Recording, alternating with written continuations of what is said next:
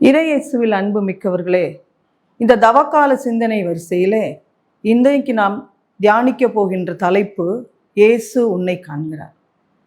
நம் ஆண்டவருக்கு எல்ரோஹி என்ற பெயர் உண்டு. அதற்கு என்னை காண்பவரே என்று அர்த்தமாம். அவர் நம்மை எப்படி பார்க்கிறார் தெரியுமா? திருப்பாடல் 16:9 உலக அனைத்தையும் ஆண்டவரின் கண்கள் சுழன்று பார்க்கின்றன. உலகத்தில் சுமார் 8.3 பில்லியன் மக்கள் இருக்கிறாங்க. அதில் என்ன எப்படி அவர் பார்க்கலாம்? எப்படி அவரால் பார்க்க முடியும்? நான் ஒரு மூலையில் இருக்கிறேனே, எப்படி அவரால் பார்க்க முடியும் என நினைக்கிறீங்களா? அந்நாளிலே ஆகாரை கண்ட தேவன், அவள் பாலைவனத்து நீரூற்றில் அருகே இருக்கும்போதே ஆண்டவள் அவரை பார்த்தார். ஆகவே உங்களையும் காண்பார், உங்கள் கண்ணீரையும் துடைப்பார். எசேக்கியா என்ற மன்னன், அவர் வாழ்ந்த நாட்களிலே ஏசாயா இறைவாக்கினர் அவரிடத்திலே சென்று நீ பிழைக்க மாட்டீர் என்று சொன்னார். சொன்னதும் எசேக்கியா மன்னன் என்ன செய்தார் தெரியுமா? அவர் ஆண்டவரிடம், ஆண்டவரே, என்னுடைய நற்செயல்களின் நிமித்தமாய் என்னை நீர் காப்பாற்றும், என்னை நீர் காப்பாற்றும் என்று சொல்லி கதறி அழுதார்.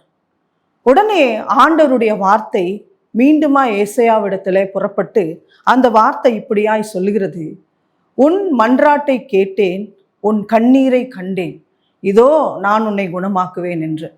ஆண்டவருடைய வார்த்தை சொன்ன மாத்திரத்திலே எசேக்கியா குணம் பெற்றார்.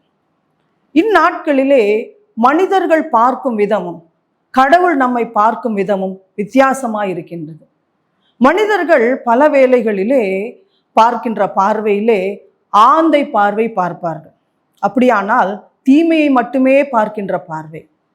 அடுத்ததாக காக்காய் பார்வை பார்ப்பார்கள்.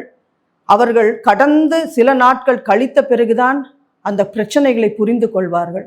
வெகு சிலர் கழுகு பார்வை, அதாவது தூரத்திலிருந்து நன்மையானதை பார்க்கின்ற பார்வை.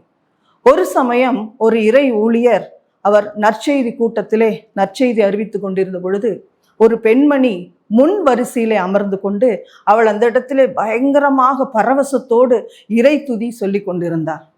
அந்த இறை ஊழியர் அந்த பெண்ணை பார்த்த மாத்திரத்திலே, ஆண்டவரை எவ்வளவா இவள் நேசிக்கிறாள் என்று சொல்லி அவர் தாமே நினைத்த அந்த தருணத்தில் ஆண்டவர் அந்த பெண்ணினுடைய இருதயத்தை வெளியே எடுத்து காட்டினார். அந்த இருதயம் இருளடைந்து கருத்து போய் இருந்தது. அந்த பெண்ணை சுற்றிலுமாக ஒரு இருள் சூழ்ந்திருந்தது. பார்த்தீர்களா? மனிதர்கள் ஒரு வகையாய் பார்க்கும் பொழுது கடவுள் நம்மை எப்படியாய் காண்கின்றார். அவர் உள் இருதயங்களையும் ஆழமாய் காண்கின்ற தேவன். வேறொரு சம்பவத்தில் யோவான் 1ஆம் அதிகாரம் கடைசி பகுதியிலே பார்க்கும் பொழுது, தான் இயேசுவை பார்க்க வேண்டும் என்ற நத்தானியேல் வந்தார். நத்தானியேலை பார்த்த உடனே இயேசு என்ன சொன்னார் தெரியுமா? இதோ கபடற்ற உத்தம இஸ்ரவேலன் என்று சொல்லி. எப்படி நீ உமக்கு என்னை தெரியும் என்று நத்தானியேல் கேட்ட பொழுது இயேசுவாராய் சொன்னார், நீ அத்திமரத்தின் கீழ் அமர்ந்திருந்த பொழுது பிலிப்பு உன்னை கூப்பிடுவதற்கு முன்பாகவே நான் உன்னை கண்டேன் என்று சொல். பார்த்திருக்கிறார், பல்வேறு சூழ்நிலைகள் ஆண்டவர் நம்மை பார்க்கின்றார். நீங்கள் வியாதி படுக்கையில் அவதிப்படுகிறீர்களா? கலக்கம் அடைந்திருக்கிறீர்களா? துன்ப கடலில் இருக்கிறீர்களா? பயப்படாதிருங்கள். ஆண்டவர் இயேசுவின் கண்கள் உங்களை காண்கின்றது, உங்கள் கண்ணீரை துடைக்கின்றது.